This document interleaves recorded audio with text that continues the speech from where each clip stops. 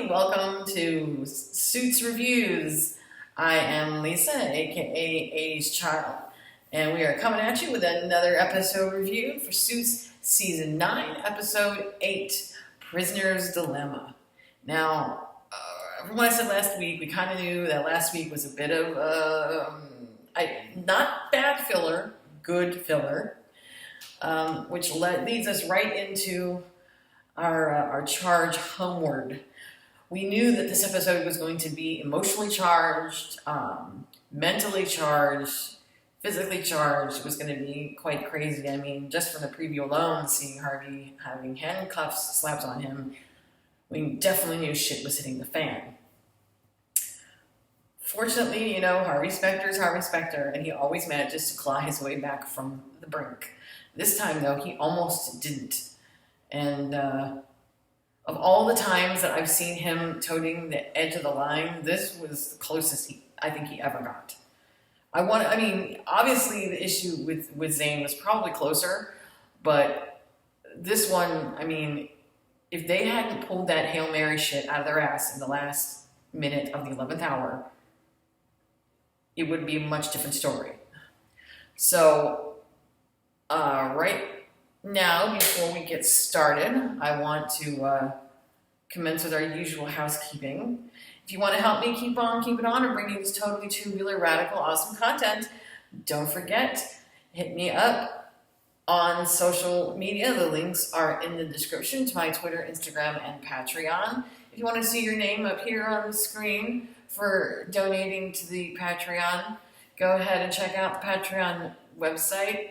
Just a little bit gets you out your name up on the screen. It gets you your choice of 80s video review, or it gets you early access to this awesome content before anybody else on YouTube gets it. Isn't that awesome? Yes, it's awesome.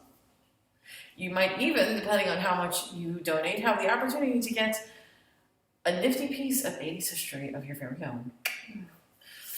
And also, don't forget, if you want to see more content on YouTube, hit that subscribe button,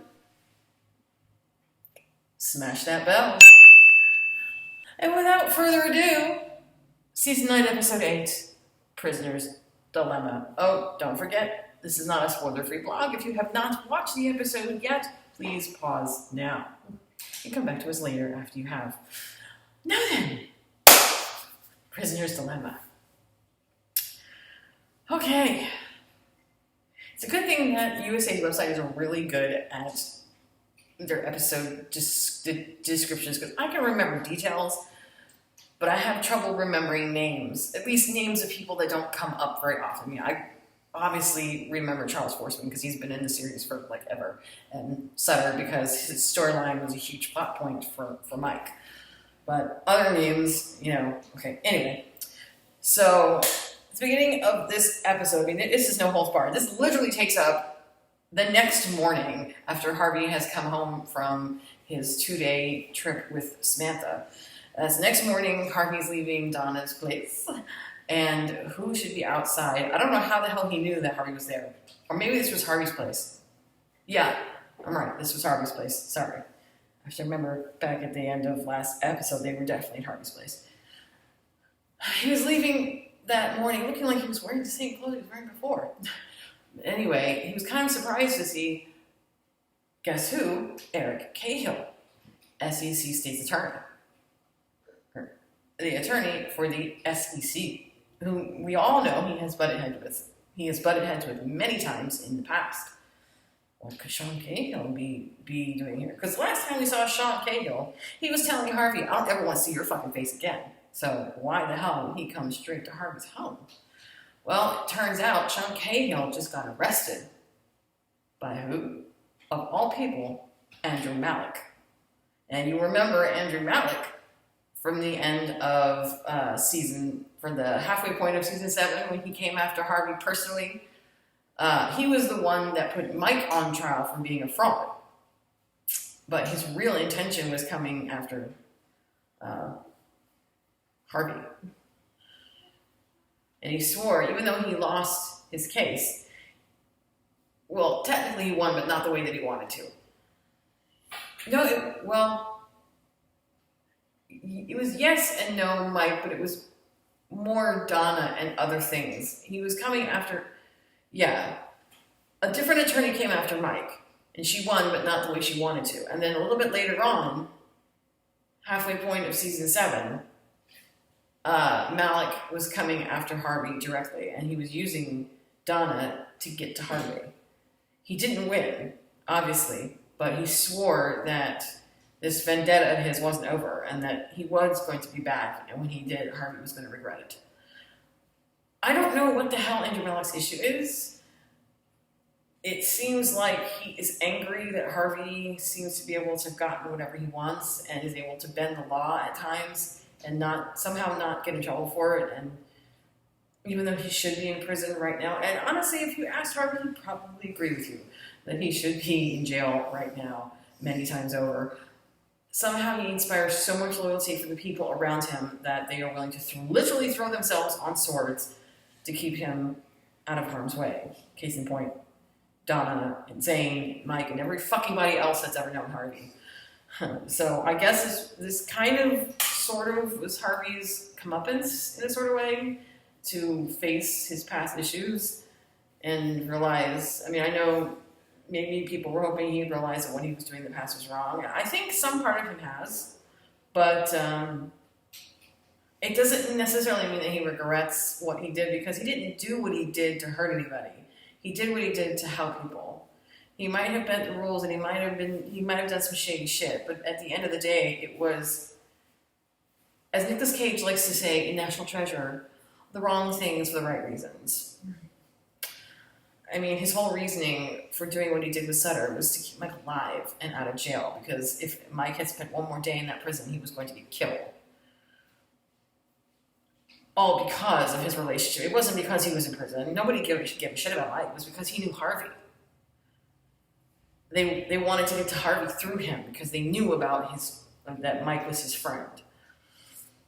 But anyway, so Sean comes to him and says, look, Malik claims to have concrete proof that you and I conspired together to put Sutter in prison and get Mike out. And it's not exactly something that they can argue with, because they damn sure fucking did it. We all know that they damn sure fucking did it. I mean, it was on screen. It was done. But they bent laws, yes, but Sutter deserved to go where he fucking went. And Mike needed to get out. They did it to save a man's life and to put away another man who deserved to be there for all the wrong that he fucking did. So Harvey, the first thing that comes out of Harvey's mouth is, right now, I am your attorney, period. He's like, excuse me, don't you think they would see that as a conflict of interest, considering that you're also named in this suit? I'm surprised you haven't been arrested yet either. But maybe he's saving that for a sweeter moment. Harvey calmly explains to him that it's best that I do this, because if we have attorney-client privilege, that means that whatever we have to discuss can't go beyond us. So if we have to get our story straight and have to iron this shit out, only you and I know about it. Which makes sense. But, of course, as soon as Malik finds out about this, he's like, excuse me, fuck you, and no. So he immediately files a motion to have Harvey removed as counsel. But, of course, Harvey in court is like, the man has a right to choose his own counsel. He chose me. I have not yet been arrested for any crime. So there's no reason why I should not be his counsel. Right now, the only person who's on the hook for anything right now is Sean Cahill, not me. And he launches a diatribe of reasons for why he should be there. And in fact, the only reason Malik is doing this is out of some misguided attempt at vendetta. The judge, of course, doesn't want to hear any more bullshit, but he understands Harvey's point, and he overrules Malik, so Harvey's allowed to stay on this case. But the thing is, it's not as easy as all that, because Faye already knows about this. Of course she knows. She's Faye. How could she not know? She tells Harvey in no uncertain terms he needs to drop Sean Cahill and drop him cold. Harvey's like, fuck you. you're not an attorney. I mean, yes, she is, but what she's doing is not in the capacity of an attorney. What she's doing is more in the capacity of a managerial position. So he's like, you can't tell me what to fucking do. He is my client, and I'm going to defend him. He made that choice, and that is his right, and I'm not going to drop him, so you can just, whatever. But she claims that she knows why Sean Cahill picked him in the first place because she has read about this whole matter with Sutter and him making this backroom deal to put Sutter in prison in exchange for getting Mike out. So she believes not only is it a conflict of interest, but she doesn't believe there's any point in him being counsel because at some point he's going to get arrested too, and he's going to need his own representation. So it doesn't make any sense for him to be counsel. So right off the bat, already she doesn't care what he has to say, and she automatically believes that he's guilty, even though she only knows what she's read. I don't know where she read it from, but she doesn't know his side of the story or his reasons for doing what he did. Nor does he care to really explain himself, nor does he really have to. But either way, he's like, I'm not gonna drop him, so get out of my fucking face. So at that point, Alex, Harvey, and Donna have to figure out how they're gonna fix this, because if they don't fix this, eventually, just because Harvey hasn't been arrested yet doesn't mean he's not gonna be. Eventually, it will happen. I think Malik is just waiting for the opportune moment. On the other side of the firm, Lewis is approached by his sister Esther because her company is about to undergo a merger with another very large company. Apparently her company has been suffering in the last year or so. They're having some financial difficulties, and they thought a merger would help them out, which is not a big deal, but for the fact that Esther doesn't want this merger to go through. It doesn't have anything to do with the company itself. It has everything to do with the company's CEO, Paul Richards. Paul Richards used to be Esther's mentor back in the day when she first started in business. And even though at one point she had a great amount of respect for him and looked up to him as a mentor, 15 years prior when they were at a conference, he sexually assaulted her. Now, before I go any forward with this, I know that this topic is a serious one. So as soon as Esther said that, I was like, oh shit, here we go. I mean, it's not as though Suits has not tackled sensitive topics like this before. In past seasons, they did deal with lawsuits having to do with discrimination, not necessarily sexual assault, but sexual discrimination and stuff like that. So yes, they've never shied away from sensitive topics, and I do pride Andrew Korsh, and I want to give him a large amount of kudos right now for how well the writers and the directors and the creators handled this topic, because it could have gone any number of ways.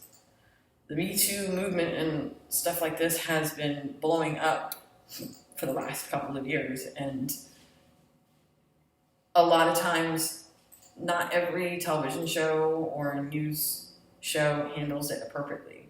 Sometimes they just use it for ratings, and it's not, it's more exploitive than it is something to learn from. But Suits, it kind of put it out there, but it was more subtle. Like, she said that he assaulted her. She did not use the word rape, but she didn't have to. There was no need for her to use the word rape. You could tell by her body language, her emotions, her tone of voice, and the way that she described the incident itself to her brother, that's what he very nearly, if she had not overpowered him when she did, it would have gone that far. I mean, as it was a sexual assault. He was all over her on the bed, and yeah. But what really fascinated me was that they brought up a very good point. And anybody who not to interject politics in this, but anybody who watched the the Judge Kavanaugh hearings from last year when they were trying to appoint Kavanaugh to the Supreme Court, a woman came forward and said that when they were in high school that he had sexually assaulted her. And then after this one came forward, a number of others came forward to, and said that he sexually assaulted them too. And a lot of women believed her, but a lot of men didn't. And this is kind of the issue that Esther is facing. She does not want to do business with this man because he's a disgusting piece of shit. But she also feels so embarrassed and so scared. It's not that she doesn't want to admit what happened to her. She knows exactly what he did. And there is no question that she remembers it as if it was yesterday. Her fear is that she will not be believed. Which makes sense because, you've seen so many different stories in the news about women coming forward, lodging charges against an assaulter. They go to trial, and then the person who is accused either gets off completely or only gets like a month or 6 months, and that's it, for a vicious assault. When a woman reports a rape or an assault, they get barraged with hundreds of questions. Well, what were you wearing? What were you drinking? What did you say? Did you touch him? Did you lead him on? Where were you? Why didn't you do this? Why didn't you do that? How did your hair look? Were you wearing makeup? Did you have perfume on? They ask thousands of questions to the woman about what she did, but not a single question to the man. It doesn't make sense. It's like it is incumbent upon the woman to prove her story, and all the man has to do is sit back and let her get totally ripped apart on the stand while he just sits there and basks in it. Because it's not incumbent upon him to prove anything. It's always been incumbent upon the victim, which is kind of fucked up. It should be incumbent upon the accused to prove that he didn't. But the fact that a woman's story cannot be taken at face value and can be entirely picked apart. Think about this. Esther said that she went to the hotel with him. That's where they were staying during this conference. They had a couple drinks down at the hotel bar. She went with him in the elevator upstairs to their floor. He asked her if she would like to have a nightcap in his room. She didn't initially want to, but she didn't want to seem standoffish. This guy was her mentor, and she had great respect for him. She really didn't figure it would go any farther than just another drink, and then they would go their separate ways. When she went into the hotel room with him, she had no idea what his intentions were. She was young, inexperienced, and quite frankly, naive. But it's a common story. Young women being sexually assaulted by men in positions of power. And then they don't feel comfortable speaking out against those men because the man holds a position of power over them. They're afraid they will lose their job, the respect of their peers, the people that they work with, maybe even their family members, and possibly not be able to achieve the success and work that they want to achieve because this person will make sure that they don't. Speaking of, so she wants Lewis to take care of this without the truth about the incident coming out. She's absolutely against admitting any of this to her board. She doesn't want to give the board any ammunition whatsoever that they can use against her. She just wants him to find some other way to get him out. So Lewis is furious. He is literally ready to tear this guy's ass off. But she says, look, you need to shut your mouth because I know you. You're the type who you will pop the fuck off, but I can't have you doing that. Because if you do, any leverage that you have going up against him is going to be lost. You need to take a fucking breath, walk in there with your head screwed on properly, and negotiate your way around this somehow. So Lewis goes to pay Paul Richards a visit to try and talk to him, but of course Richards decides to be a smarmy asshole, and Lewis being Lewis, and considering how much he loves Esther, I mean, everyone knew what was going to happen when he walked in there. He popped the fuck off. Got in his face and threatened to rip him a new one. And of course, Richard just said, she can say whatever she wants to fucking say, but she can't fucking prove it. So unless you've got some kind of proof or she's going to come forward herself, you can turn around and fuck the fuck off. And if you try this again, I will make sure to go to the board myself and tell them that she's unstable. So, if you want a real workaround, I can work around her. Believe me, it's not a big deal. So that puts the shut up on Lewis, and he realizes that he fucked up. Coming at him directly and allowing his emotions to get in the way he's fucked things up. Because now Richards has called the board and told them that she is being unreasonable, and that if they want this merger to go forward, in order to save their company any more financial hardship, they need to get rid of her. So then she receives word from her board that they are going to try to oust her from her own company so they can allow this merger to go through. And I cannot tell you how pissed off she is at Lewis at this point. She is ready to rip his head off. And she almost kind of does when she goes to confront him. She totally just rips him a new one. But Lewis really can't argue with it. I mean, he fucked up.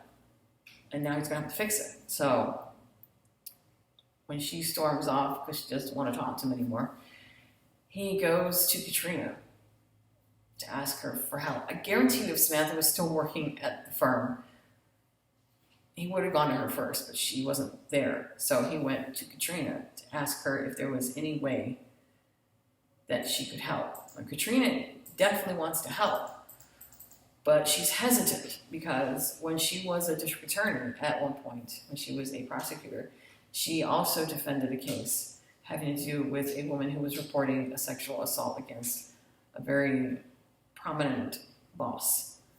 And she never wavered, she never backed down from her story, she identified him, she had all the facts straight, everything was great. But it didn't really matter. When she got up on the stand, they tried to pick apart her story, they ripped apart her character, everything that they could possibly do. And she held fast, no matter what questions they asked, she stood up to them and she held fast. There was no way the jury could possibly vote against her, and yet they did, and he got off. And Katrina was so angry that she's never really been the same since. And it's a personal point of failure with her that she couldn't do more right by this woman. So she's afraid if she helps Lewis with this, that all her work may go for naught and that they might wind up losing anyway, considering the state of the world. And they even do mention, they don't mention it specifically by name, but there's shades of Supreme Court justice stuff in there somewhere. So she agrees after more prodding from Lewis that she'll help, but she tells him, look, we don't have enough resources to get what we need to take him down from the inside. We need help from outside. You know what that means. Samantha fucking Wheeler and her bevy of underworld contacts. So Lewis and Katrina go to talk to her. They tell her the whole story, and you know her. When it comes to a woman being sexually assaulted, all you gotta do is say the word, and this bitch take a motherfucker down. And believe me, ever since she got ousted by Faye, she has been looking for a fight. She has been spoiling for it, something fierce, to get her juices flowing. So she's like, you know what, I got you. Hold my beer. So she takes upon herself to do the research. Katrina says she wants to help her. She wants them to work together. And Samantha is still more used to doing this kind of thing on her own. But she's like, look, you know me, and you know that I'm good at what I do. You might think that because I'm not, the same rank as you, that I can't handle it, but trust me, I can. And she tells her about what she had to go through with the client that she defended. So Samantha's like, okay, you can't let your personal shit get in the way of this, okay? If we want to do right by Esther, we gotta, bust our ass on this one. She's like, oh yeah, I am there. So they're working on that. On the other side of the house, with Harvey, they're trying to figure out how in the hell Malik was able to find out about the deal, the coercion deal that Sean Cahill and Harvey, how he found out about them conspiring, because very few people actually knew about it. So the only person that Harvey could think of right now that would want to destroy him that badly, you know who. You fucking know who. Charles fucking Forsman. Yes, he's still in prison for his shit. And Harvey remembered that when Sutter went to prison, since he was a white-collar criminal, he went to the same prison that Forsman was at, as a white-collar, I think, minimum security prison. I'm pretty sure it is. They had a freaking pool table and TVs and computers. I'm pretty sure it's minimum security. So he figures it had to have been Forsman. Sutter must have told him while they were there, or maybe he dropped some hints and Forsman figured it out on his own and then called Mallet to give him the details. So he goes into the prison where Forsman is, ostensibly wanting to talk to Sutter first. And he's like, look, I don't give a shit what you fucking said. I just want to talk to Sutter. And he's like, well, good fucking luck, but Sutter died 6 months ago. His heart gave out, and so he is dead. So he's thinking to himself, like, okay, well, if he's dead, then who the fuck could have told him anything? And other than Mike, who is across the country in another state, there's only one other person that knew the intimate details of this, because he was there. Mike's cellmate, Sutter's son-in-law, the person he had put in prison. Sutter himself had put his own son-in-law and daughter in prison. Or no, he put his son-in-law in prison and was on the verge of putting his own daughter there too. He tries to get Forsman to back off, but Forsman. His hatred of Harvey is like all-encompassing. It's Andrew Malik levels of hatred. He's not backing down anytime soon. He promises him that if anybody is going to try to take down Harvey, he's going to be right there with him. So he goes to see Sutter's son-in-law, ostensibly to be like, dude, what the fuck, man? Because he worked his ass off, not only to get Mike out, but when he got Mike out, he put together a sweetheart deal to get the son-in-law out of jail too. Because what happened to them was fucked up. They never should have been in prison in the first place. So, of course, he's going to be like, dude, what the fuck, man? I fucking seen you, and now this? I mean, like, what the fuck? So, the son-in-law tells him, look, I didn't want to do this, but he threatened to revoke my deal and send me back to prison. Malik had threatened to revoke his deal and send him right back to fucking jail if he didn't sign an affidavit swearing to the coercion deal.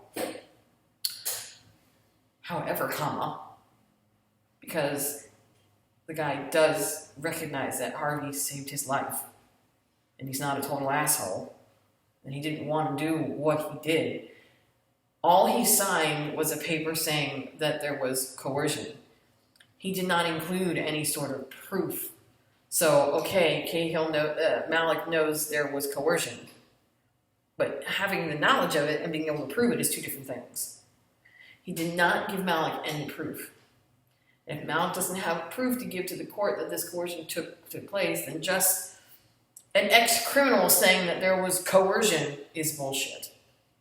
And a current person in prison, Sutter, saying there was coercion is bullshit.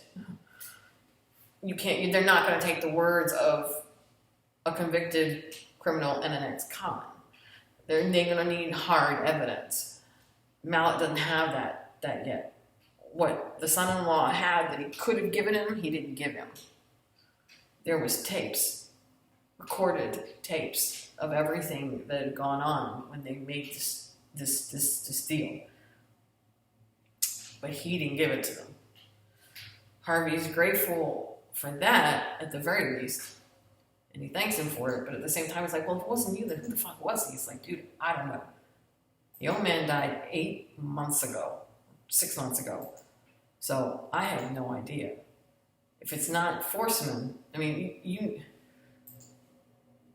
the son-in-law didn't know, but Harvey knew that it was Forsman. Harvey's issue was trying to figure out when this all went down, because this shit with the coercion deal happened like 2 fucking seasons ago, back in season 6. And if Malik really wanted to take him down that bad, why the fuck he wait so fucking long? I mean, honestly.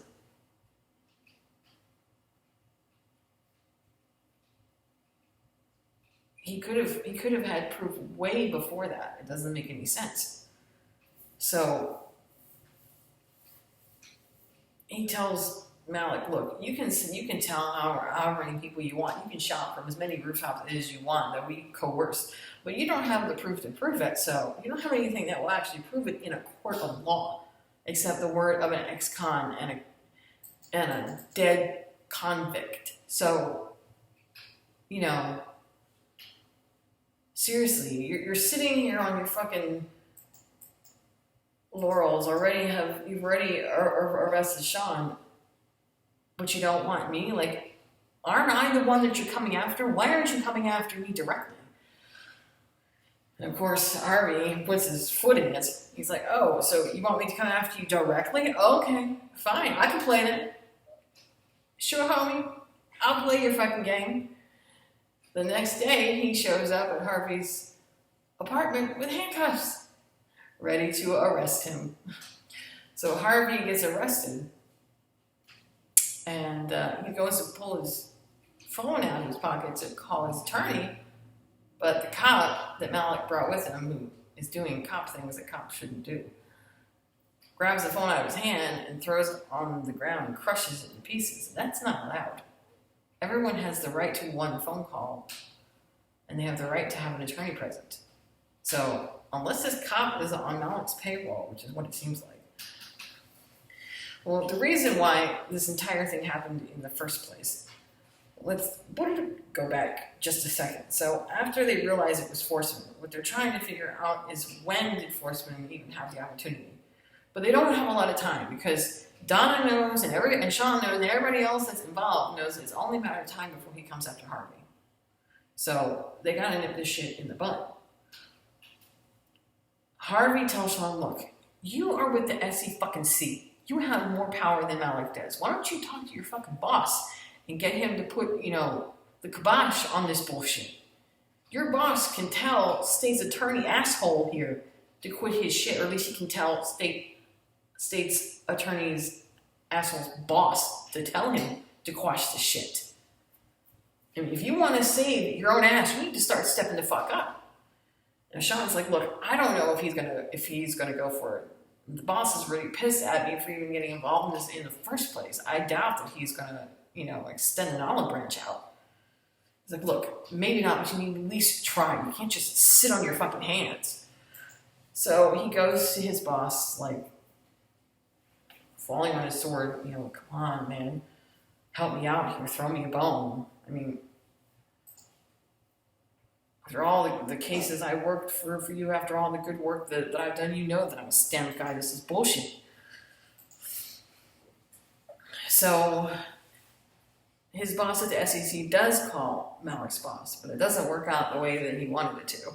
Malik's boss is like, oh, you wanna start some shit. Okay, well, I'm gonna end some fucking shit. So he doesn't appreciate it. He doesn't appreciate being bullied into anything. So he goes to Malik and says, take care of this motherfucker. Seriously. You wanted Harvey so fucking bad. Take fucking care of him already. So this is why he shows up on Harvey's doorstep the next day with handcuffs, because he's pissed off that Harvey got him bitched at by his boss for not doing his job. So he arrests Harvey, takes him down to be interrogated, and at first he's not allowing Harvey to have an attorney. Harvey's stuck there by himself. He hasn't even allowed Harvey a phone call. As a matter of fact, Donna was expecting Harvey and Sean to be at the firm to go over all of the evidence, or the discovery evidence that the other side had sent over. And they never showed up, neither of them. Malik apparently picked up Sean too. His whole idea was he was going to play them against each other to see who would crack first. See which one could be forced or coerced to make a deal against the other. He was betting that it would be Sean. So Alex at first thinks, well, they're probably just having a coffee and going over it somewhere else. She's like, no, Harvey wouldn't do this. He knows better. He would be here. Something is wrong. So Alex gets on the phone to figure out what's going on, and Donna goes to see Malik to see if she can straighten this out herself. Because she's got her own bone to pick with Malik after what he did to her on the stand, the midpoint of season 7. Remember how he humiliated her on the stand and made it look like the only reason that she got her job as COO was because she slept her way to the top, which is not true. She told him in no uncertain terms, you try this shit, the full force of the firm will be down to bear on your ass. And the interesting thing was she wasn't really speaking to him from a place of anger. I mean, she was angry, but she wasn't letting them fuel what she was saying. She was actually quite focused. And she said to him, look, I know that you hate Harvey for whatever reason. But think about this. Are you really going to let that rule your life?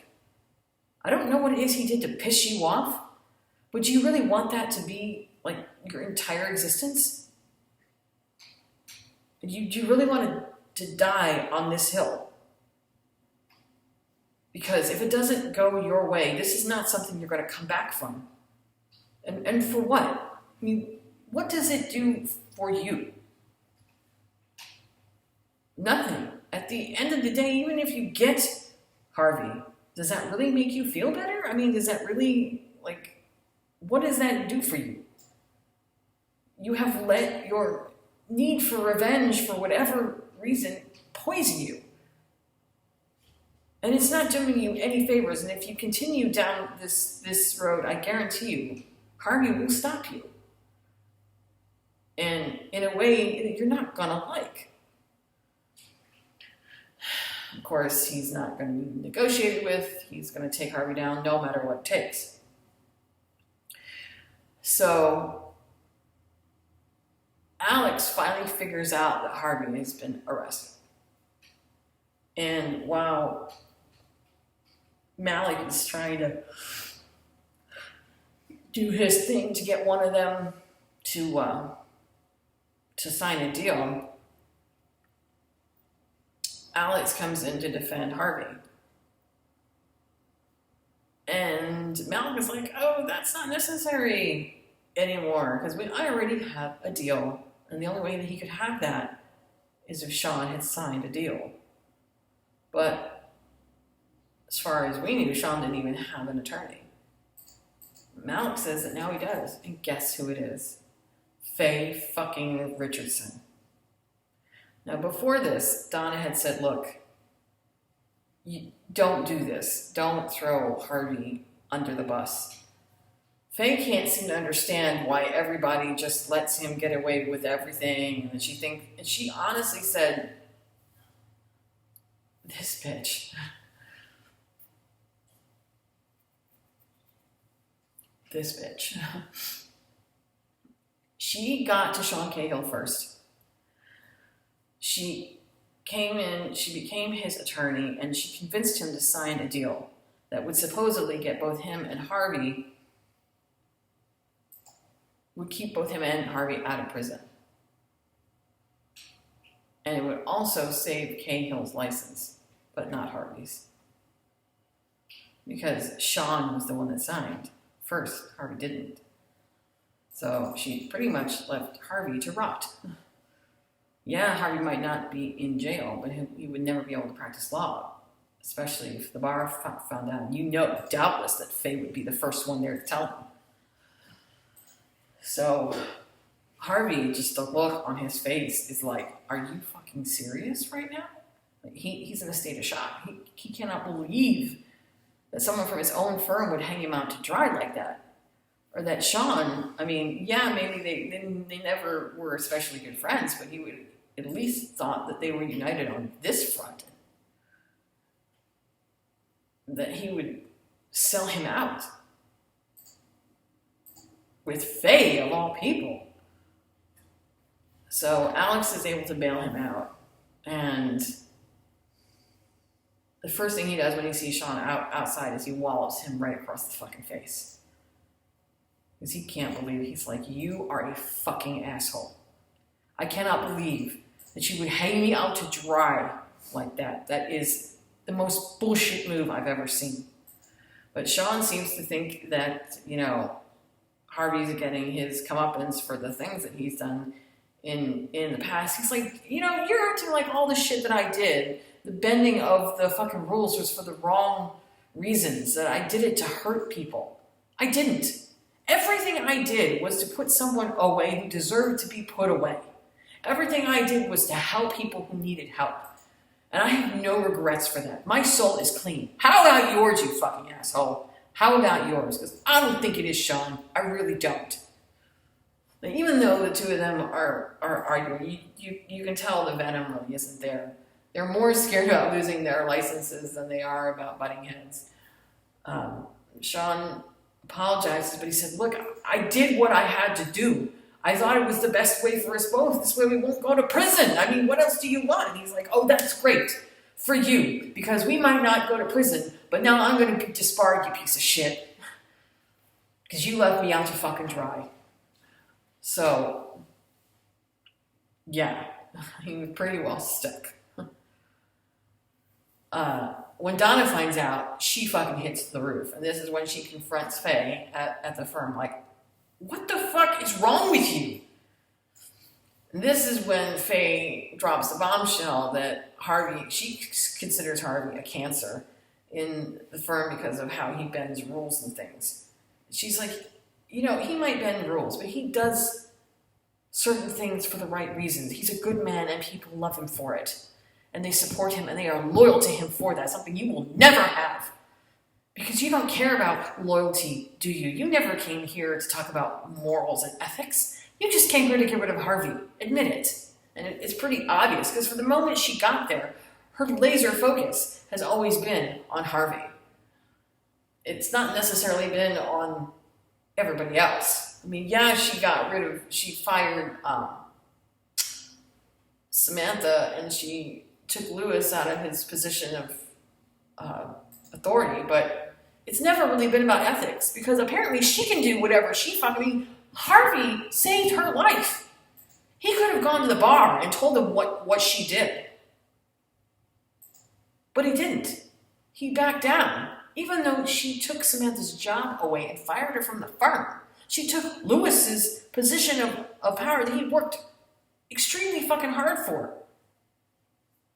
She came in and plopped her fucking ass there, and now she acts like she's God on fucking high, and that she's morally perfect.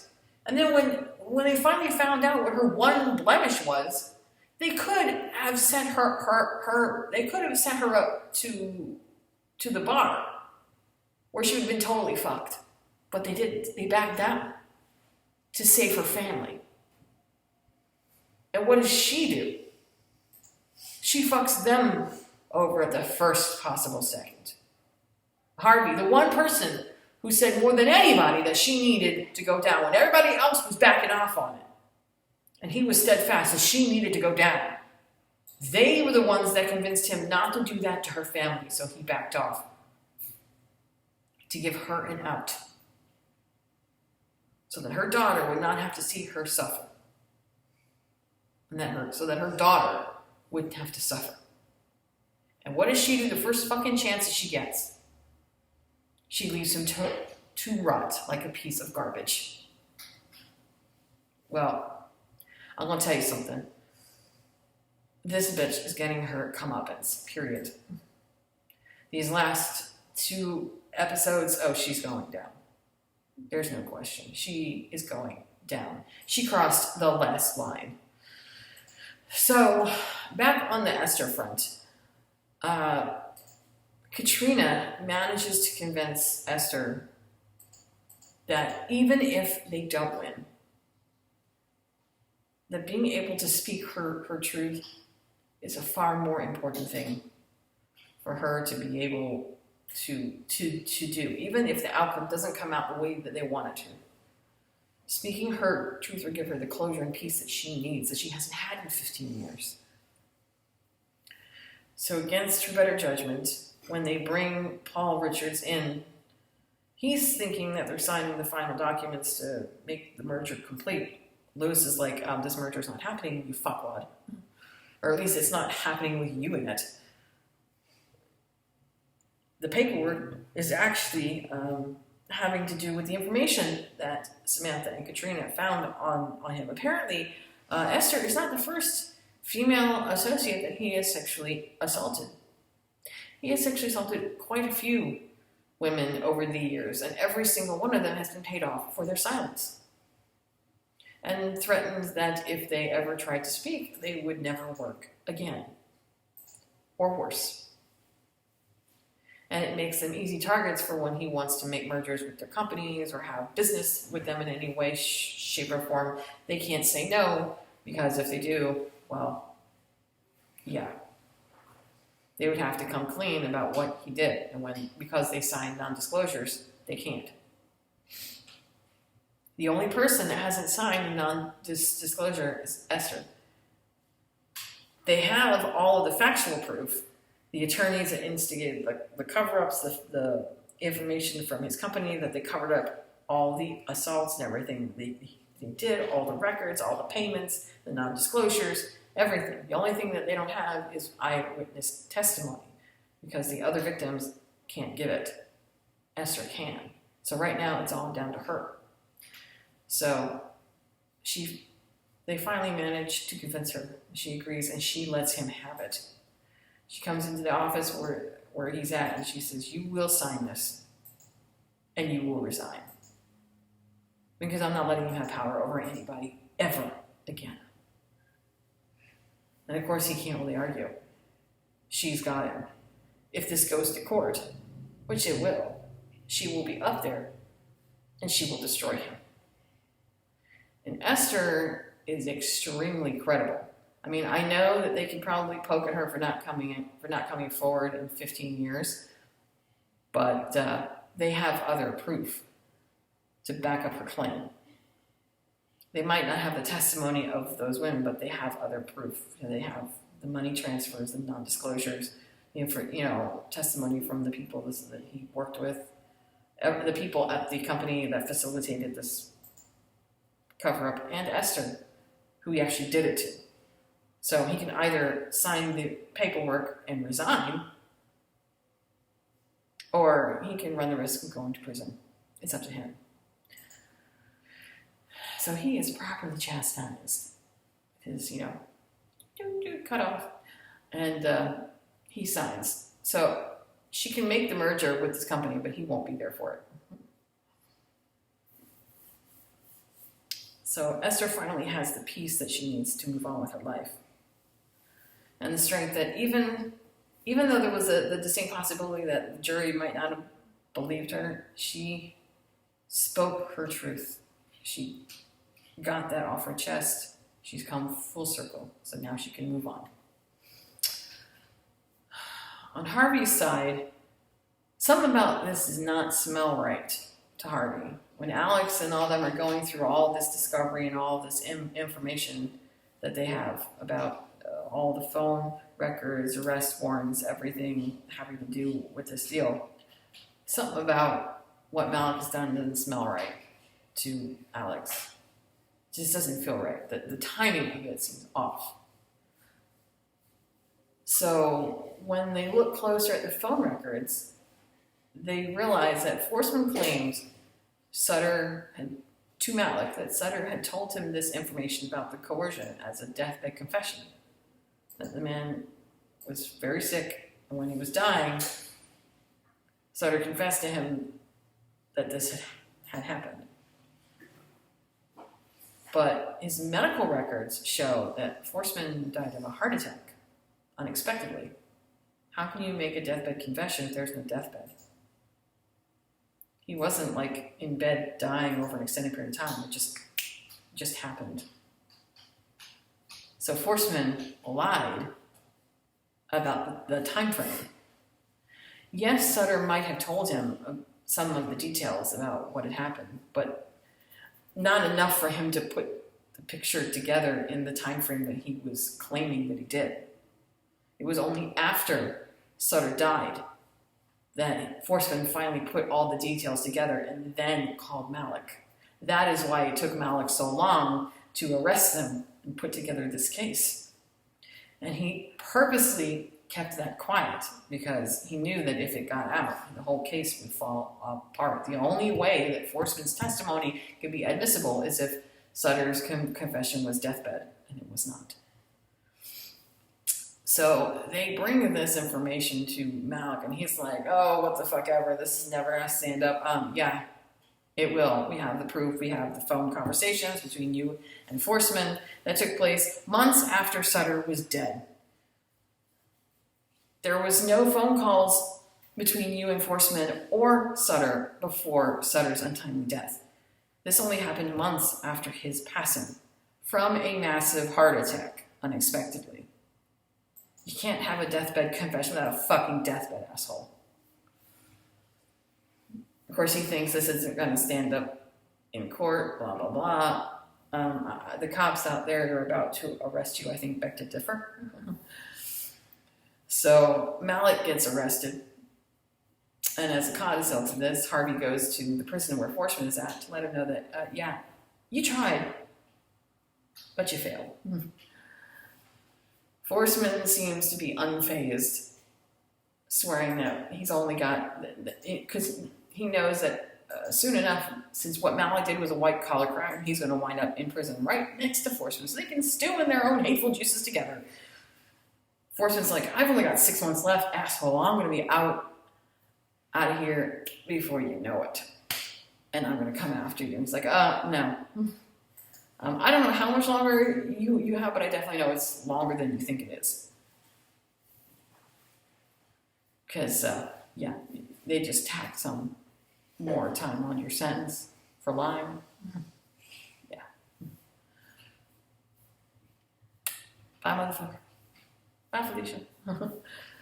He's like, look, you can keep trying this bullshit all you want over and over and over, but we both know, no matter how hard you fucking try, it's not going anywhere. So can we just, like, bygones be bygones already?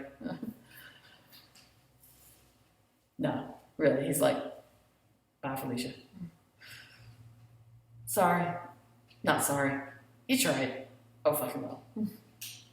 See you next time, asshole. Not. So, yeah, that's pretty much the majority of it. So you thought I wasn't going to talk to you about the last scene, right? So Lewis feels like this is a good time to ask Sheila again to marry him, but they're already engaged, but he wants to get married before the baby comes, even though she's kind of big right now. He's starting to realize the importance of family and life as it is, and he doesn't want to wait anymore. So she agrees, and it seems like everybody's happy. Harvey's struck gold. He won. He and Sean kind of, sort of have a pro TV going on, but not really. They go out for some drinks and celebrate their win. Everything's okay, but I don't want to see your face ever again. He goes home to Donna, and you know, as soon as you see Donna's face in the glass, that something's wrong. I knew something wasn't right, because There's only one time I've ever seen Donna look like that.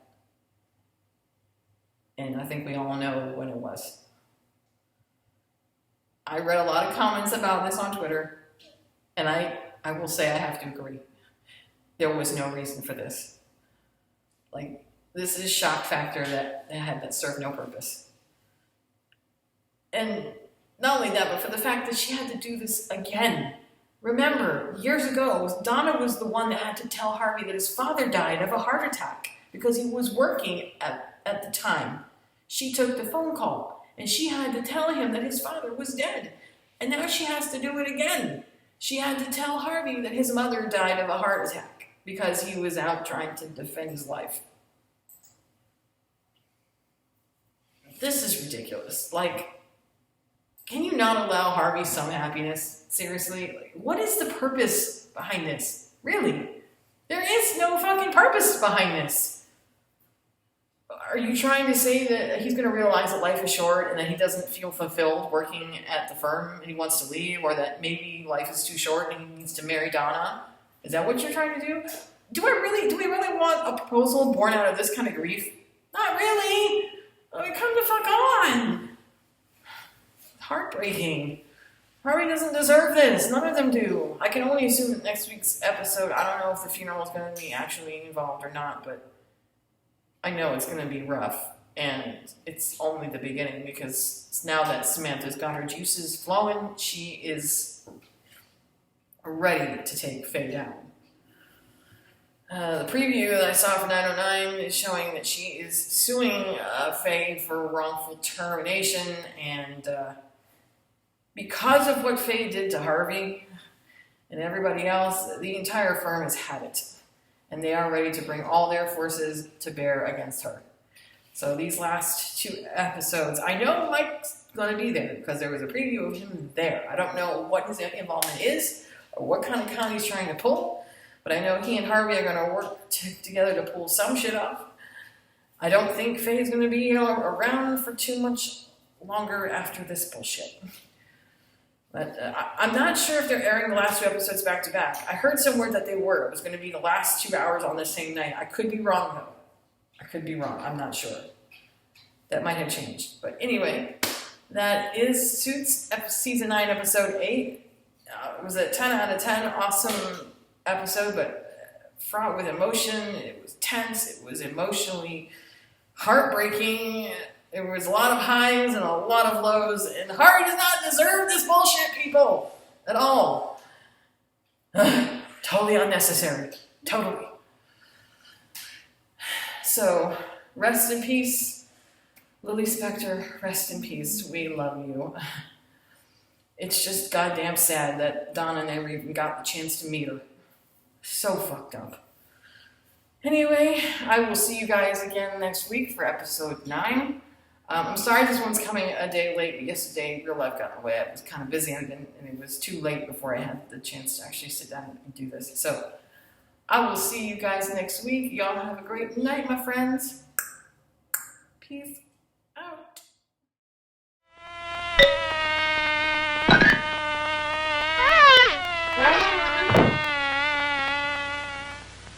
Good night.